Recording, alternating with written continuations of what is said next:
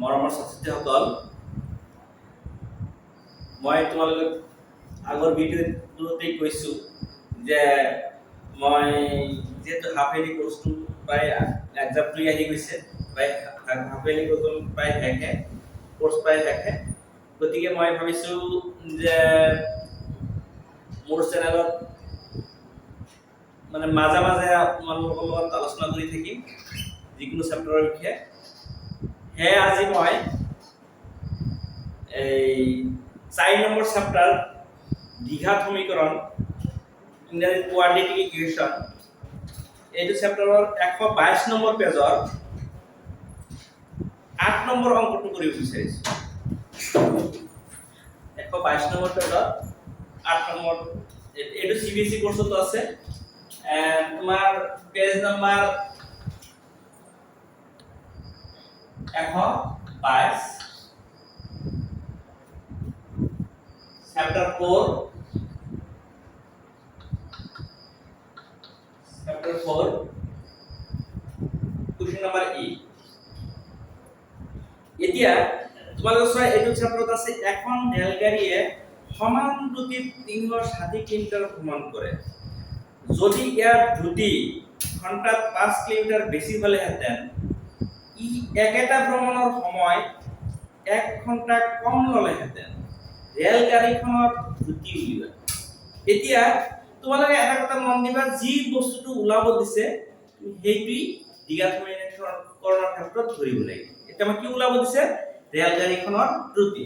গতিকে তুমি এইটো ধৰা হ'ল ৰেলগাড়ীখনৰ দ্ৰুতি। ধৰা হ'ল ৰেলগাড়ীখনৰ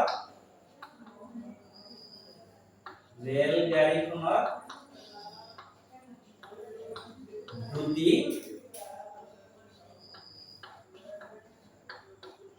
x কিলোমিটাৰ, এটো পাৰ বুলি কৰিবা, h মানে ঘণ্টা। এতিয়া তোমালোকে ক্লাস 9ত বিজ্ঞানৰ গতি চেপ্টাৰত পাইছিলা যে দ্ৰুতি ইকুৱেল টু দূৰত্ব বাই সময়। এইটো তোমালোকে আগৰ মানে ক্লাস 9তে বিজ্ঞানত পাইছিলা গতি চেপ্টাৰত, দ্ৰুতি ইকুৱেল টু দূৰত্ব বাই সময়। এতিয়া তোমালোকে এটা জানিবা যে দূৰত্বটো কেতিয়াও চেঞ্জ নহয়, দূৰত্ব কনস্ট্যান্ট হৈ থাকে। সময়টো মানুহৰ গতিৰ স্পীডত বাঢ়াৰ লগে লগে সময়টোহে কম বেছি হয়। কিছুমানে ধৰা 5 মিনিটত 10 কিলোমিটাৰ গৈছে, কিছুমানে 20 কিলোমিটাৰত 10 কিলোমিটাৰ গৈছে। গতিকে 20 কিলোমিটাৰ ডিসটেন্সটো একে থাকিব, সময়টো কম বেছি হৈ থাকিব। আৰু সময়টো কম বেছি হোৱাৰ লগত সময়টো যেতিয়া কমিব, দ্ৰুতিটো বাঢ়িব। দ্ৰুতিটো বাঢ়িলে সময়টো কমিব। ঠিক ইয়াতো আমাৰ দূৰত্ব আছে 360 কিলোমিটাৰ।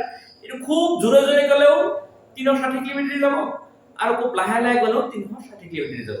দূৰত্বটো কনস্ট্যান্ট থাকিব, একে থাকিব। এই দূৰত্বটো আমি পালো, আৰু দ্ৰুতিটো আমি x বুলি ধৰি লৈছো, সময়টো আমি নোৱাৰিম। গতিকে এই ইফালৰ পৰা আমি সময়টো কি কৰিব লাগিব? ওলাই দিব লাগিব। ইয়াৰ পৰা কেনেকে ওলাম? ইয়াত আমাৰ দ্ৰুতি আমাৰ কি আছে? x আছে। দূৰত্ব কিমান আছে? 360 আছে। সময় কিমান? সময়টো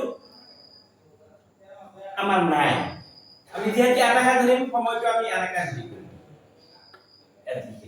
সময় এতিয়া যদি মন দিবা, সময়টো যদি ইয়াত মানে হৰ হৈ আছে, ইয়াত আহিলে x ৰ লগত পূৰণ হ'ব, আৰু x টো এইপিনে কি হ'ব? হৰ হ'ব। গতিকে সময়টো আমি এইপিনে লৈ আহিলো, এই x টো দি এইপিনে আনো, 360 ৰ তলত কি আহিব? x আহিব। তেতিয়া এইটো সময় হৈ গ'ল, এইটো হ'ল ঘণ্টা। এতিয়া তোমালোকে মন দিবা, আমাৰ গাড়ীখনৰ দ্ৰুতি পালো, এটা ধৰি লৈছো x কিলোমিটাৰ পাৰ ঘণ্টা। দূৰত্বটো তেওঁলোকে দি দিছে, প্ৰশ্নতে দিছে 360 কিলোমিটাৰ, আৰু সময়টো আমি ওলাই দিলো 360 বাই x ঘণ্টা। তোমালোকে এইখিনি নোট ডাউন কৰি ল'ব পাৰা। এতিয়া তেওঁলোকে কৈছে কি, যদি ইয়াৰ দ্ৰুতি ঘন্টাত 5 কিলোমিটাৰ বেশি হলেহেঁতেন, যদি ঘন্টাত 5 কিলোমিটাৰ বেশি হলেহেঁতেন, ই একেটা ভ্ৰমণৰ সময় 1 ঘন্টা কম ললেহেঁতেন। এতিয়া আমাৰ ইয়াত দুটা সময়ৰ কথা কৈছে। এটা সময় প্ৰশ্নত আমি এনেকৈ লিখো, প্ৰশ্নমতে এইটো আমাৰ সময় 360/x, এইটো সময়। এই সময়টো যদি কৈছে কি যদি ইয়াৰ দ্ৰুতি ঘন্টাত 5 কিলোমিটার বেশি হলেহেঁতেন, এই যে x আছে যে এই x এর তলত তুমি কি করে দিয়া 5 যোগ করে দিয়া, কারণ কি হইল 5 হেরি হয়ে গেল, মানে বেশি হয়ে গেল, দ্রুতিটো 5। যদি ইয়ার দ্রুতি ঘন্টাত 5 কিলোমিটার বেশি হলেহেঁতেন, দ্রুতিটো কি হয়ে গেল, এই x মানে দ্রুতি ইয়ার তো 5 বেশি হয়ে গেল, দ্রুতিটো বাড়ি গেলে সময়টো কি লাগিলেহেঁতেন, 1 ঘন্টা সময় কম ললেহেঁতেন। সময় 1 ঘন্টা কি লাগিব, কম লাগিব। তেন্তে তোমাৰ সময় আগতে কিমান কি কৈছিল, 360/x আছিল, আগতে এইটো সময় গৈছিল, এতিয়া যদি দ্ৰুতিটো 5 ঘন্টাত 5 কিলোমিটার বেশি হয়, দ্রুতিটো ঘন্টাত 5 কিলোমিটার বেশি হয়, তেন্তে এইটো সময়টো কিমান লাগিব, 1 ঘন্টা সময় কম লাগিব। ইয়াৰ পৰা আমি কি কৰি দিম, 1 মাইনাস কৰি দিই সময়, আগত যিমান সময় গৈছিল, তেতিয়া এইটো আৰু এইটো কি হৈ যাব, সমান। এতিয়া আমি এইটো কৰি যাম। এতিয়া তোমালোকে চাবা তলত যিখিনি থাকিব হৰ হিসাবত, এই হৰ যিটো আছে গোটেইখিনি এইটোৰে পূৰণ কৰিবা। ইয়াত ধৰা 360, তলত কি আছে, x + 5 আছে, তুমি আকৌ x + 5 ওপৰত দি পূৰণ কৰা। ইয়াত তলত কি আছে, x আছে, হৰ আছে, ইয়াতে x কে পূৰণ, সবকে পূৰণ কৰিব লাগিব, এই x + 5 * x। তুমি ঠিক এইটোকে পূৰণ কৰা, 360/x, ইয়াৰ লগত তুমি হেৰি কৰিব লাগিব, x + 5 * x মাইনাস এই 1 ৰ লগত এই গোটেইখিনি পূৰণ হ'ব, x + 5, কাৰণ আমি এইটোকে পূৰণ কৰি আছো, সবকে এইটোকে পূৰণ কৰি আছো, x + 5 * x। এইটোতে আমি কিনো এটা পদ, এইটো এটা পদ, এইটো এটা পদ, তিনিটা পদকে আমি এইটো পূরণ কৰিব লাগিব। এই x + 5 * x, এইটো পদক পূৰণ কৰিলো, x + 5 * x, এইটো পদক পূৰণ কৰিলো। তে এই 1 ক এইটো পদৰে পূৰণ কৰিলে 1 ৰ লগত যিটো পূৰণ কৰা যায় সেটি হয় x। এতিয়া তোমাৰ নিচে আগৰ ওপৰখিনি লিখি লৈছা, ওপৰখিনি যেহেতু তোমালোকে লিখি লৈছা, গতিকে মই অলপ ওপৰখিনি মুছিলো।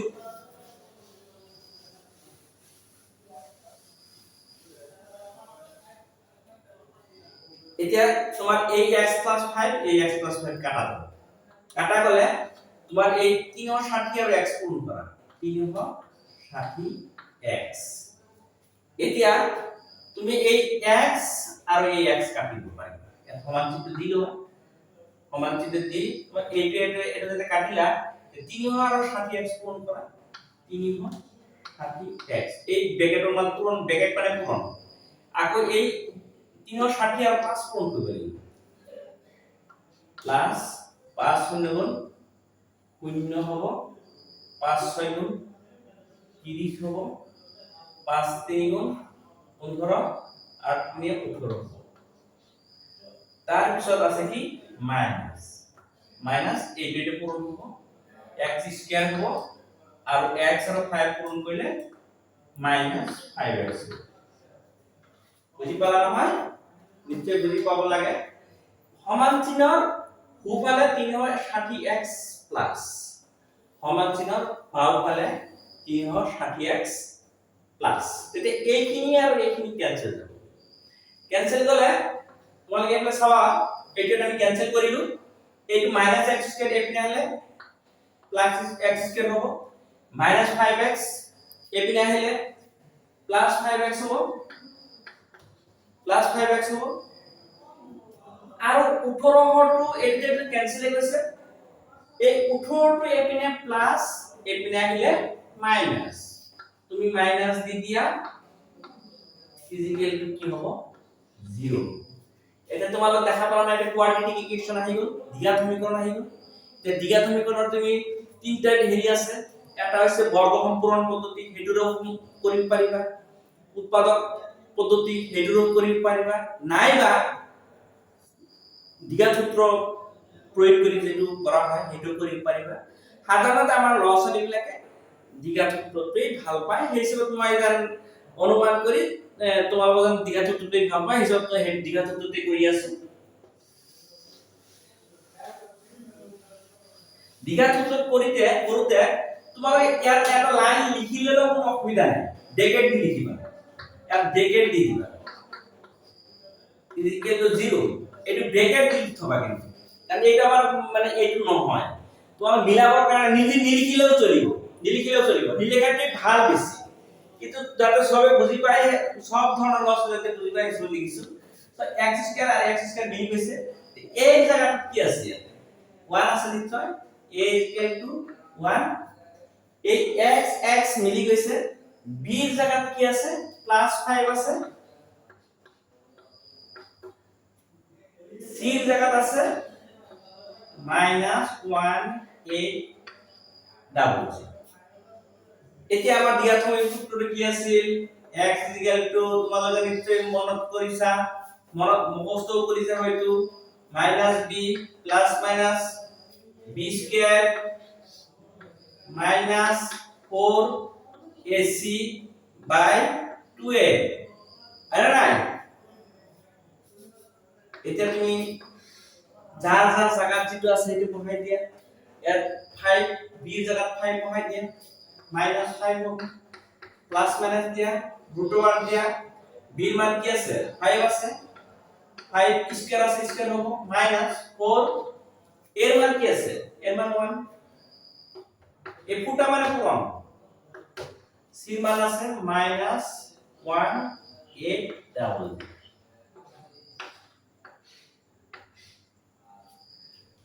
2a এর মান আছে 1 এতিয়া তোমালোকে সোয়া তুমি লিখতে পারিবা এটু 2 আর 1 পূরণ করলে 2 হবো -5 হবো প্লাস মাইনাস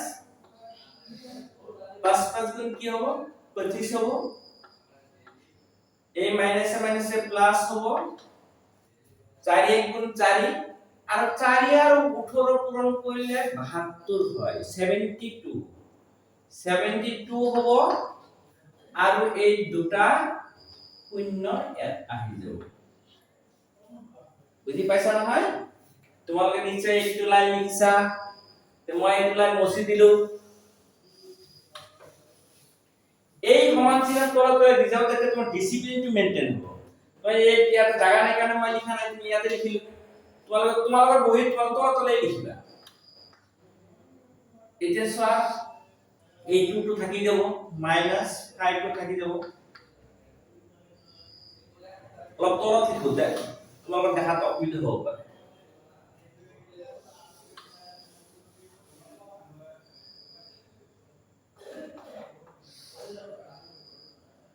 এই -5 টো থাকিল প্লাস মাইনাস এইখিনি আৰু এইখিনি যোগ কৰিলে শূন্য দুটাৰ লগত এই 2 25 টো যোগ 7 2 2 5 82 এতিয়া এইটো আমি কি কৰিব লাগে এতিয়া বৰ্গমূল ওলাব লাগে এতিয়া আমি বৰ্গমূল ওলাব লাগে তো 2 আছে 2 আছে এতিয়া আমি বৰ্গমূলটা কেনেকৈ ওলাম বৰ্গমূল ওলোৱা পদ্ধতি তোমালোকে তো নিশ্চয় শিকিছা কিদিন আগতে এতিয়া মই তোমালোকক আজি এটা এইটো হেৰি কাৰণে মই এক নতুন পদ্ধতি তোমালোকক শিকাই দিব বিচাৰিছো তোমালোক যদি আগৰ পৰা জানি থাকা তেনে ভালেই নহলে আজি শিকি লোৱা এই -5 টো থাকিলেই তুমি এই যে এইটো 25 আছে 25 এর বর্গমূলটো কি হয় 25 বর্গ 5 হয়নে 5 5 এতিয়া এইটো কাৰণে গুচি গ'ল এইটো কি আছে 72 আছে 72 কি কি মাল্টিপ্লাই কৰিলে 72 এটা চোৱা চলো 4 আৰু 18 পূৰণ কৰিলে মাল্টিপল হয় 72 হেতু নহয় মানে কোৱান ডিফাৰেন্স থাকিব লাগিব 4 আৰু 18 হেৰি পূৰণ কৰিলে ডিফাৰেন্স 18 পৰা 4 বিয়োগ কৰিলে 14 হয় 14 হ'ব নালাগে 1 হ'ব লাগিব যেনেকৈ 8 আৰু 9 পূৰণ কৰিলে 8 9 72 হয় 9 পৰা 8 বিয়োগ কৰিলে কি হয় 1 যদি এনেকা হয় তেন্তে সৰু যিটো থাকে সেইটো লিখিবা 8 9 72 তুমি 8 লিখি দিয়া বর্গমূল হয়ে 85 into 85 এইটো বর্গমূলটো বুঝি পালা নহয় 25 আর 5 লিখিলা আৰু 8 9 72 এক ডিফাৰেন্স তাৰ হৰটো লিখিব লাগিব 9 টো নহয় 8 টো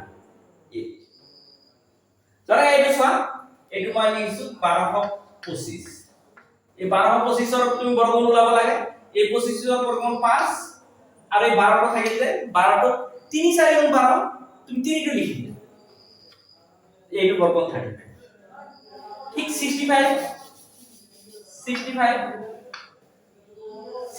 তুমি যদি হেৰি কৰা এইটো 42 এৰ বৰ্গমূল ওলাব লাগে তুমি এই 25 ৰ বৰ্গমূল 5 লিখা আৰু 42 টো ধৰা 7 6 গুণ 42 7 6 গুণ 42 সৰু কোণটো 6 আৰু ডিফারেন্স কিমান 1 6 এইটো বর্গমূল 65 এইটো বুজি পাইছা নহয় নিশ্চয় বুজি পাইছা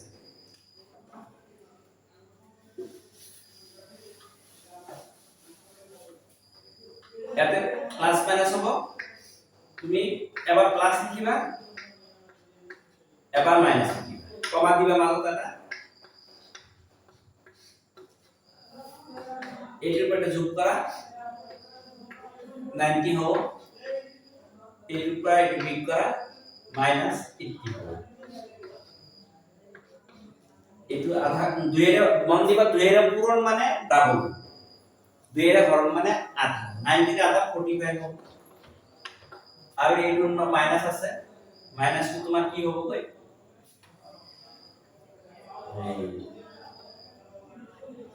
-40 হবে তোমার মন দিবা যে এই ওই এটো ভুল হইছে এটো মাইনাস এইটো 85 ৰ পৰা 5 গলে 80 হ'ব এটো 40 হ'ব আৰু এইটো হ'ব 90 হ'ব এটো 90 হ'ব ইয়াত হ'ব 45 এটো 45 হ'ব এতিয়া যেহেতু রেলগাড়িখন পিছফালে না মাইনাস হলে পিছফালে যাবে রেলগাড়ি সদায় আগফালে যায় গতি এইটো তোমাৰ গ্ৰহণযোগ্য নহয় ইয়াতে লিখিবা -45 গ্ৰহণযোগ্য নহয় মানে -45 গ্ৰহণযোগ্য নহয় এতেকে লিখিবা এতেকে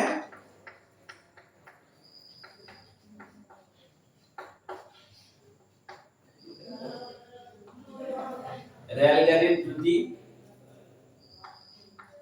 40 কিলোমিটাৰ পাৰ ঘন্টা আমি যেতিয়া ৰেলগাড়িৰ গতি তো ধৰিছিলো x কিলোমিটাৰ পাৰ ঘন্টা এনেকা ধৰিছিলো ইয়াত x দ্বাৰা 40 টো হ'ল আৰু এই কিলোমিটাৰ পাৰ ঘন্টা আছে যে সেই কিলোমিটাৰ পাৰ ঘন্টাটো ঠিক তেনে থাকিব নিশ্চয় তোমালোকে বুজি পাইছা আগলৈ মোৰ ভিডিঅ'খিনি আৰু অলপ আপডেট কৰিবলৈ চেষ্টা কৰিম আৰু তোমাৰ কিবোৰ্ড আৰু হাফিলি এক্সামৰ যিবিলাক আগত আহি আছে এইবিলাকৰ যিবিলাক তোমাৰ কি কয় এমসিকিউ আছে এমসিকিউ খিনি মই মোৰ সাবস্ক্ৰাইবাৰ সংখ্যা যদি 200 ক্ৰছ কৰে তেন্তে মই লাইভত ক্লাছ দিম তোমালোকে লাইভত মোৰ লগত সংযোগ হ'ব পাৰিবা থ্যাংক ইউ